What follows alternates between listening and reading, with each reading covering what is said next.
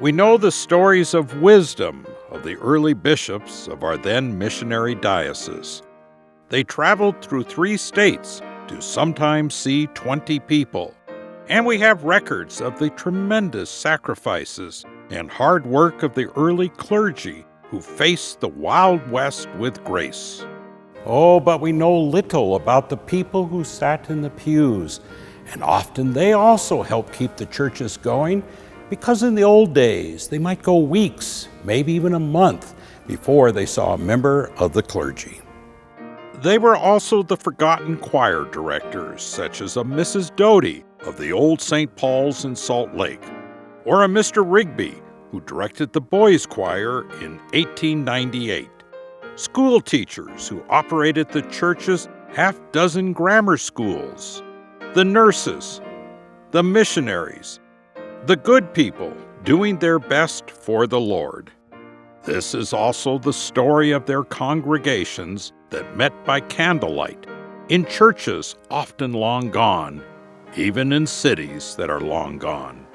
Yet today, with the angels and archangels and all the company of heaven, they are part of us, for they help form us, they help define us as the Episcopalians of Utah and northern Arizona, the lay ministers of Christ.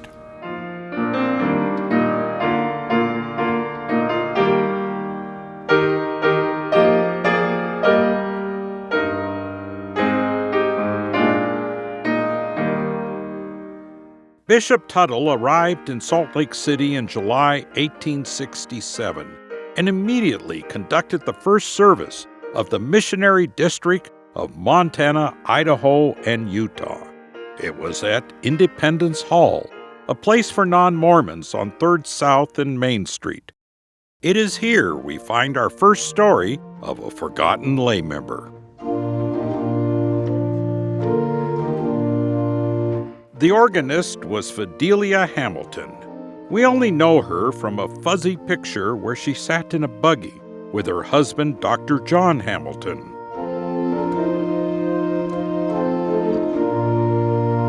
She would faithfully play the organ at the cathedral for 25 years.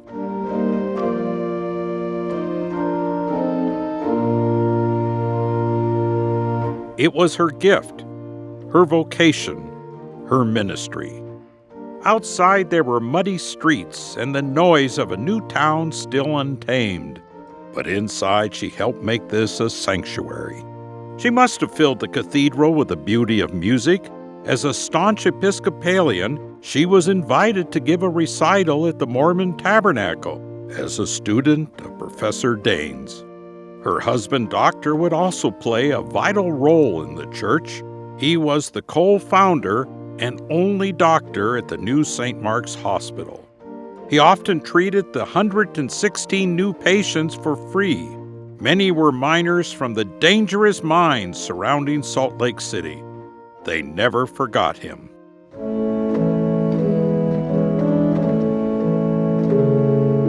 When he died 20 years later, the Salt Lake Tribune reported his casket was tenderly lifted from the hearse and set on the east porch of the hospital.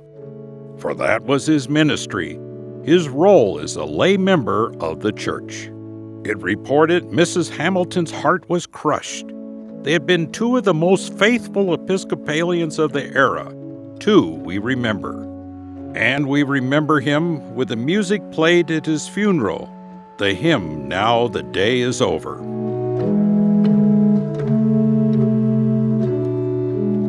But there might not have ever been a Cathedral Church of St. Mark or a St. Mark's Hospital if not for another faithful servant of the Lord who has all but been forgotten.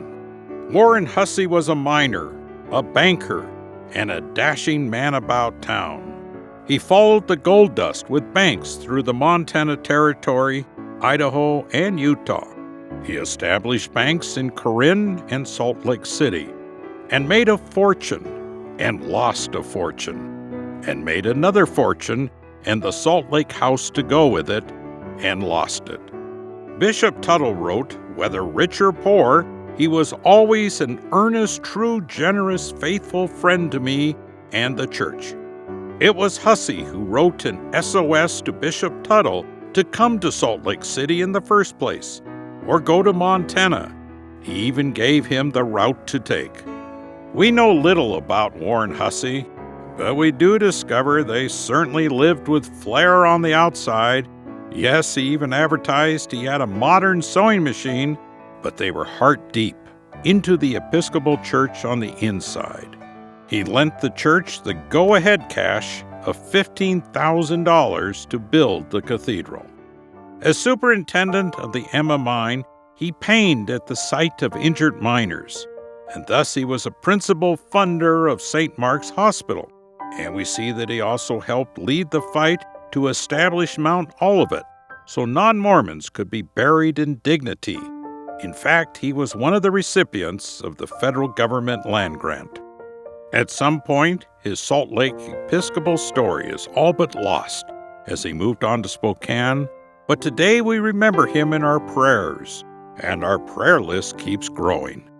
People just seemed to appear when there was a need. Next to the Hamilton grave marker at Mount Olivet, there is another marker.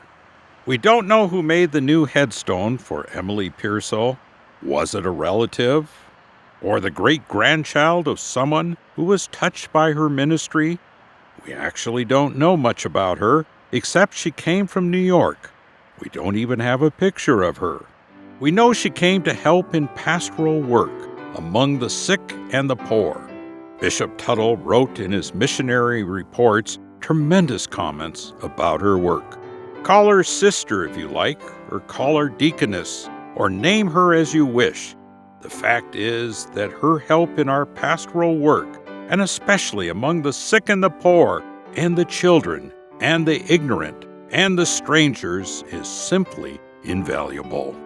We know she also got to know other women, and in Utah that meant polygamists. The church abhorred polygamy. She was not a fan of polygamy, there's no question. And Bishop Tuttle even said that she got into areas, especially dealing with other women, that men would not have been able to address and break into, whereas she could deal with them one-on-one and listen and feel good and be empathetic with their stories. For some reason, Bishop Tuttle did not call her by name in his reports. It adds to her anonymous nature. But the reports kept coming. She reaches hearts that would close up against us. It must have been a tough life. It certainly must have been a calling. Then, in just a few short years, Bishop Tuttle wrote, "Our Lady Assistant of St. Mark's Parish is seriously ill. The children, the poor, and the sick sadly miss her visits among us." He continued, "If anywhere, surely in the Mormon capital, woman's work can do what man's cannot for the Savior and for the church." Emily never quit working until the day she died at the young age of 38 years. As the book of Revelation says, they rest from their labors. A voice now quiet in a strange world, now even stranger as her final resting place is no longer in the Wild West, but across a 6-lane street from where the Olympics were held and a football stadium. It's even hard for us Westerners to realize how remote this land was. Often devoted laity were clergy spouses. Deacon James Glogley and his wife felt called to Ogden, and they left Connecticut on their wedding day for Utah. Ogden looked like it could be a promising rail town, for it was the headquarters of the Ogden, Logan, and Idaho Rail. In Ogden, Good Shepherd was just a dream in 1869, but there was a little depot. Bishop Tuttle wrote that the Reverend James Glogley and his wife were keeping house in a railroad car and holding services in the old depot.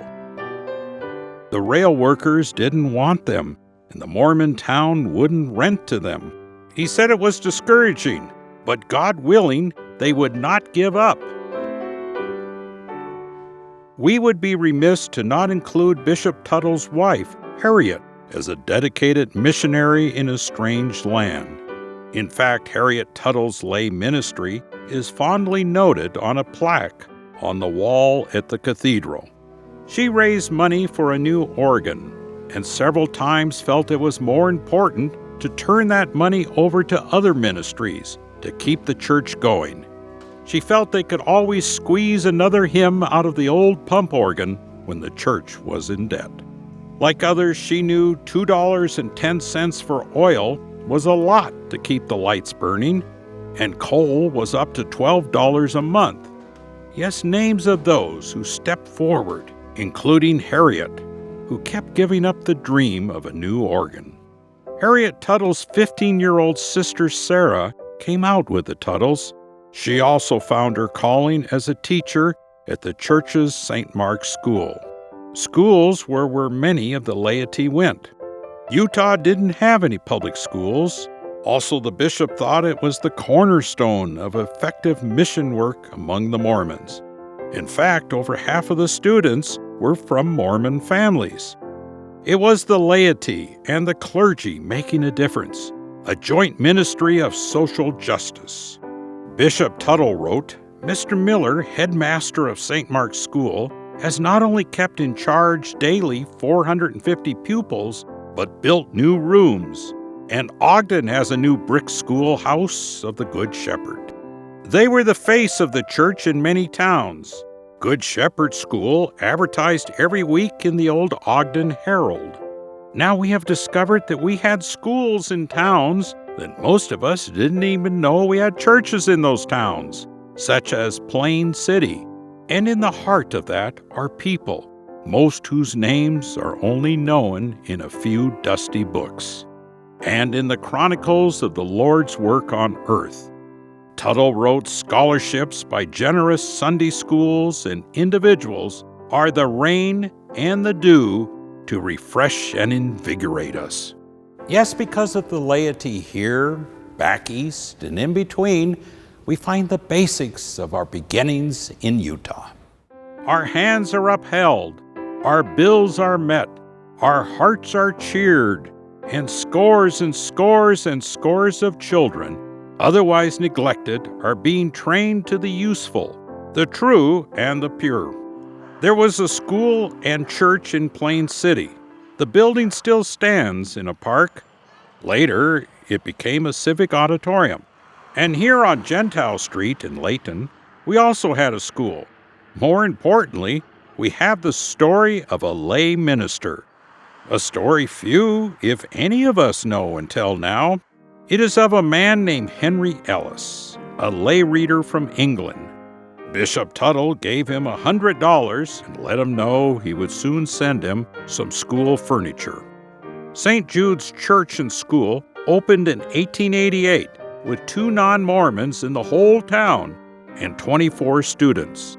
The faithful man started a boys' club and a girls' club and expanded services to Hooper, all as a lay reader. By 1900, Bishop Leonard could not support the school anymore. The public school system took it over, but Henry Ellis remained in charge of the school board and still saw it as his ministry. But that same year, the school and church burned down. The 3rd grade was reciting when the building caught fire. The students carried out the furniture, books, organs, and all. But Mr. Ellis's school, his dream, it was gone. But he built a new St. Jude's, even though there were but 2 members.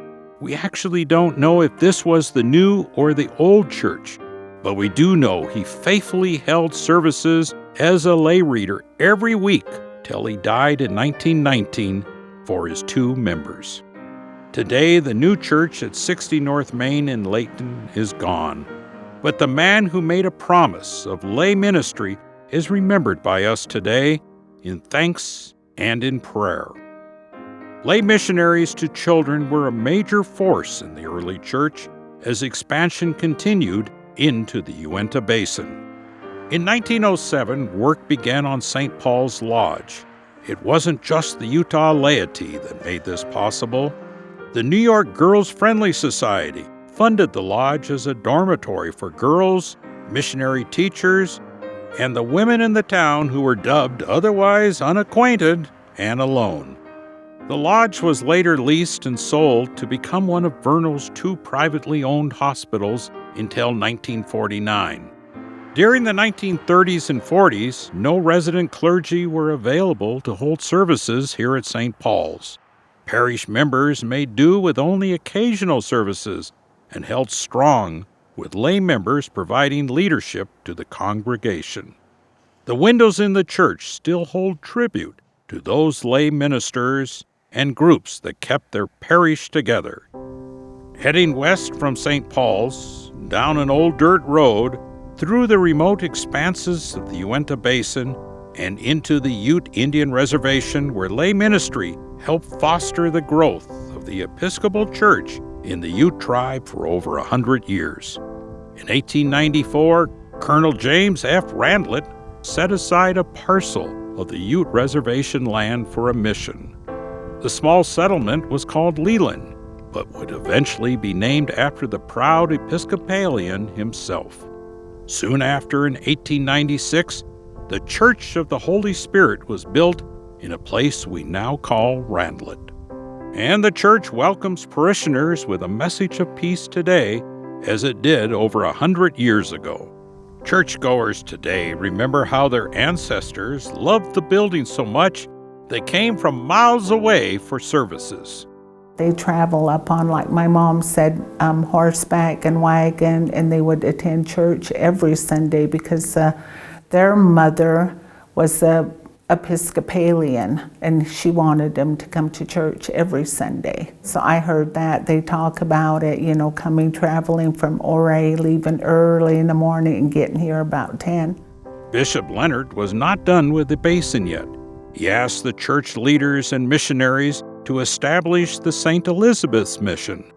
The new mission was located near a new Indian school building several miles north of Holy Spirit. But it wouldn't be until 1904 that the church was built. Just as today, St. Elizabeth started as a cultural center for the community of White Rocks. Next to St. Elizabeth's, where this mobile home now stands, once stood the old St. Elizabeth's Mission House and Hospitals, or as others may have known it, Talbot Hall. The multi-use parish hall served as a meeting place for the community.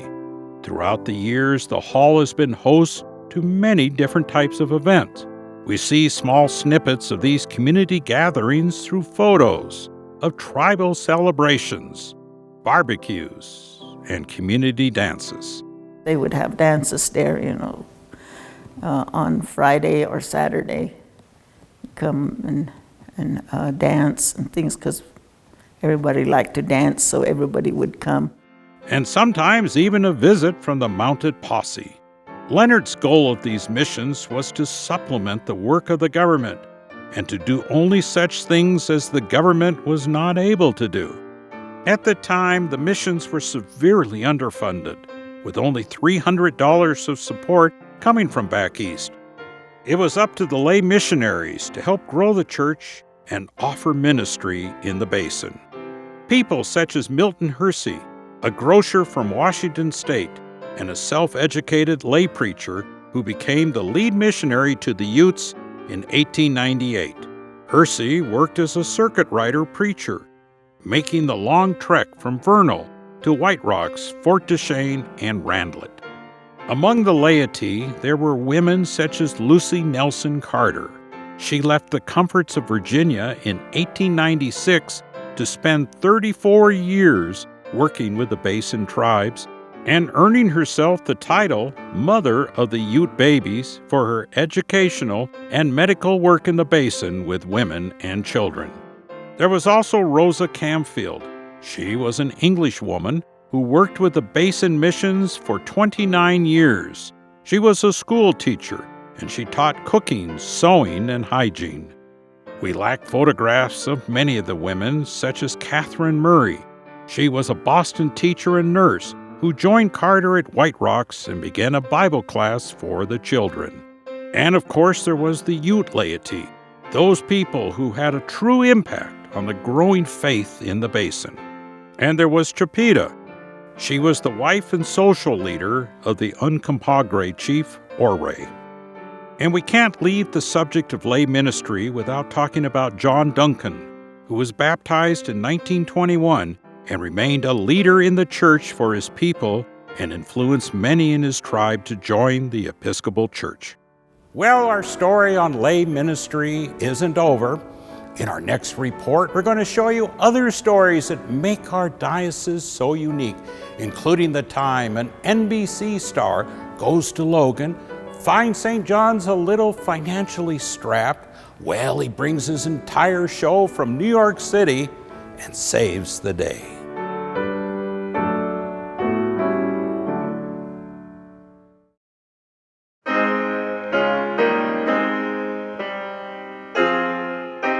We continue our two-part look at our early church days. Lay ministry is a God-given gift, and the gift the church needed in order to prosper. Yes, with just 2 or 3 priests, the clergy was spread pretty thin, and it relied on the laity. Now keep in mind the clergy and the bishop were taking their wagons and covering far more than what we have seen. The diocese reached as far north as Montana.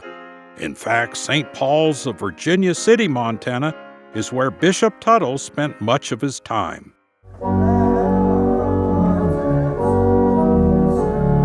The baptismal font, the altar, and the old books were hauled from Salt Lake City north to Montana.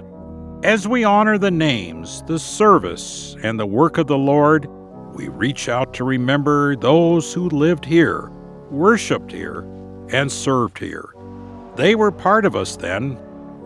They still are, as part of the foundation of God's blessings we enjoy today. There was a Professor Dimsdale who read morning prayer in Bannock. They were the ordinary people who Bishop Tuttle fondly remembers as cooking for him and even taking care of his cat named Dick. All part of the laity.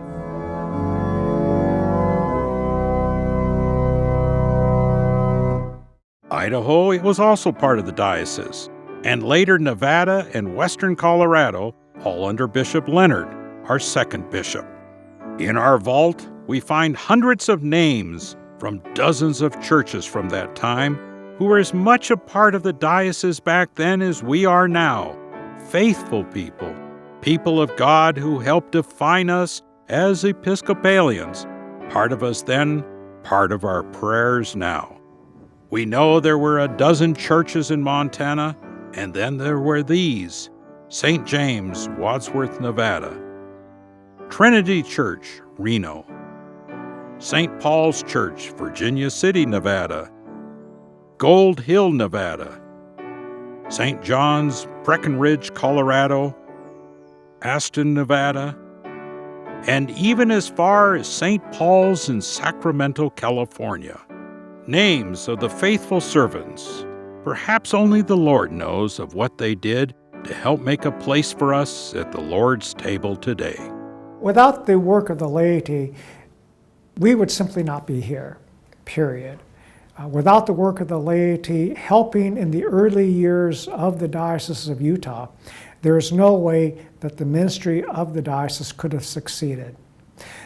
With only 4 clerics alongside of Bishop Leonard, you can imagine what that meant for the work of congregations. Those 4 clerics plus Bishop Leonard could not have offered the ministry support needed to those places without the laity. Some of the laity left their names. George Marshall was the secretary of St. Paul's of Salt Lake City for 4 decades. He is easy to find in the St. Paul's records.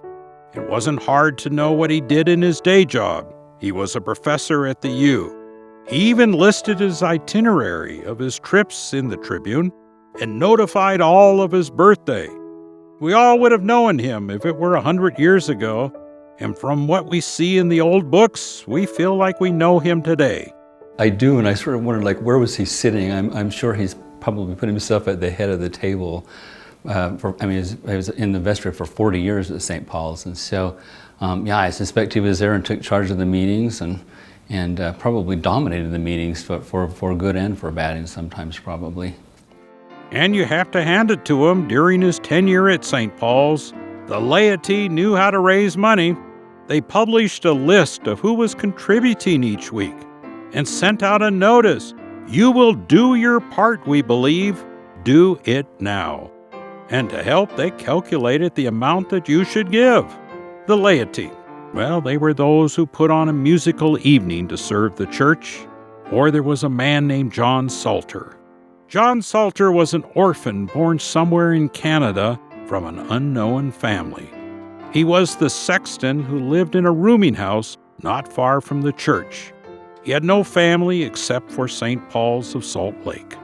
He once saved up enough to buy an ashtray for the church, and when he died, he left his entire savings of $1,200 to St. Paul's. They bought the hymnal board that you see today with that money. There was $100 left. He asked that the interest from that $100 be used for a prize to be given to the beloved children of St. Paul's. That award is still given today, the John Salter Award. We find dozens and dozens of little stories of devotion that define us as the church that followed the miners, that defined us as did the people who conducted the Harvest Bazaar fundraiser for a long-gone St. Andrew's Church in Eureka, one of the 24 churches that we no longer have. Mines closed or people moved on from here and there. In Eureka, we couldn't even find where the church stood, although we know it was on Leadville Row. But we do know the also long-gone Eureka reporter once described an active congregation when Mrs. Bonner gave a dramatic reading followed by the Eureka Mandolin Club. No, we couldn't find the church, but we found the Bonner family gravesite.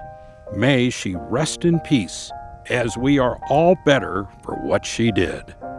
The stories of the churches of the mining towns, they seem especially faith-building. Russ Pack helped us film in Eureka. I love the church, and part of, I think, is knowing the church is finding out where these buildings were and who walked to those steps and where did they live. And we'll read something in the diaries about a new rector was in Eureka, and so the parishioners moved the building a few feet to prepare a new rectory for the rector. So those sort of things I find very compelling, but they tell a story of who we are as Episcopalians today, and I'm hoping that again 100 years from now they'll tell other folks who we were as Episcopalians, and they'll feel the same sense that we do now. Our old Archdeacon Bulkley put together a map of where we were in Carbon and Emery counties. We were in Standard, sometimes called Standardville. Indeed, it was a place where we had a church. And in Castlegate. And we had a church in Kenilworth. One of our faithful member churches that lasted until recently was in East Carbon. The Episcopal Church was also in Helper, where we took over the Railroad YMCA. It had an amazing Sunday school. A Helper child of the 1920s and 1930s remembered it. Oh, the teachers were something. 85 years later, she remembers them putting on a church school play. I remember we had a lot of little plays, and I remember one time we were all dressed up, and we had tinsel on our clothes, and we had a little star that we held in our hands, and these are wonderful memories. All these were part of our heritage, the people, the laity, the servants of the Lord. Throughout the history of the church and through any diocese, you will always find places where ministries were begun, where people served and gave their hearts to the work, who, for whatever reason, could not continue forward.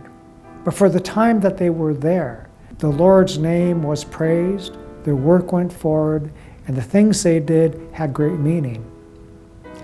What I think of when I think of these places is that there's a time and a season for all things.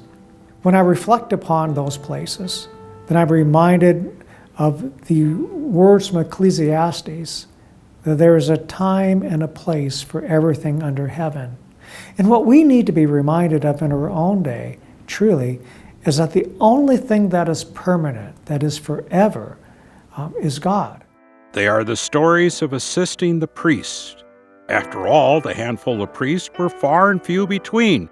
As we see in one priest's journal, he would do the service in Helper and then walk to the next town, Castlegate. Of course, many of these churches are the heritage of our Ascension St. Matthew's in Price. We should remember, of course, both, obviously, but when we've been looking at these records, what we see are these great little stories and little vignettes of someone who went to the church early and started the coal stove and kept the church going, and many times when there wasn't clergy present, when they were just running the church sort of on their own morning prayer services that they just did for their love of the church. So we had what maybe some people would perceive as the large contributors to the church that did a lot, and but there were a lot of folks, some of whom we've talked about, that contributed in small ways, shoveling the sidewalks or sweeping or cleaning the walls of the church, before polishing the brass, those things that the silver that we did. And there were plenty of little fires to start and snow to help shovel.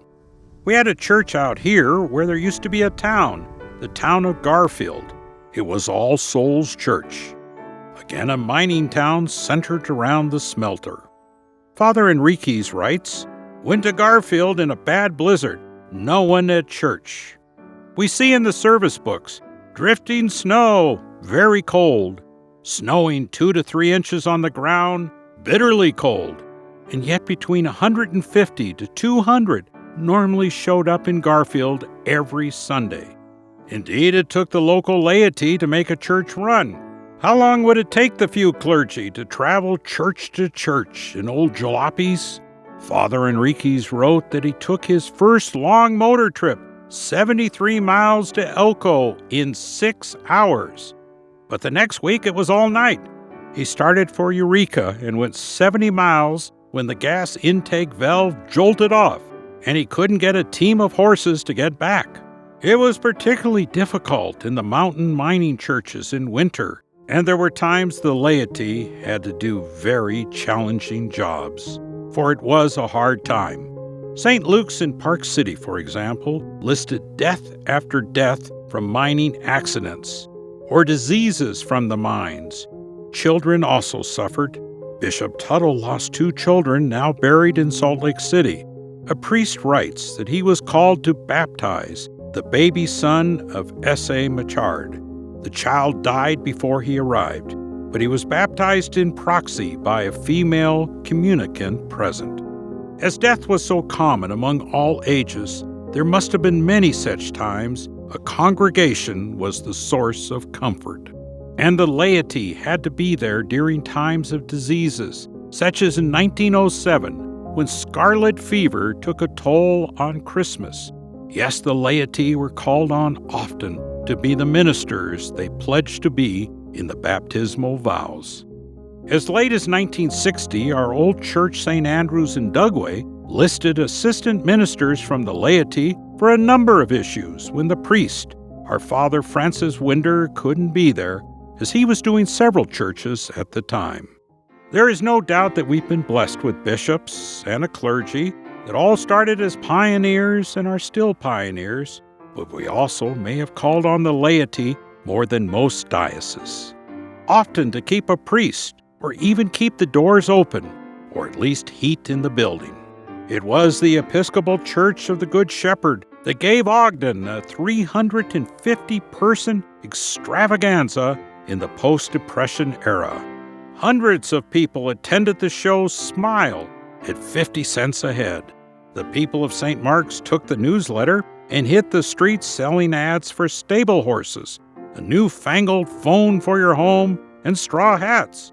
And the laity gives us tender moments. The former Salt Lake Church of St. John was a small church. We see when the Women's Auxiliary had a gathering, recorded right down to who brought cream, sugar, and cakes. They were able to raise $10.84 for 2 layettes for babies. And the Girls Friendly Society raised 25 cents for dark glasses for someone at the orphan's home. Bishop Leonard could not have offered the ministry support needed to those places without the laity. In the Book of Common Prayer, if you read the Catechism, the 1979 prayer book says that the orders of ministry are, in this order, the laypersons, bishops, priests and deacons. And when I read that, what I say is it is placed in that order on purpose.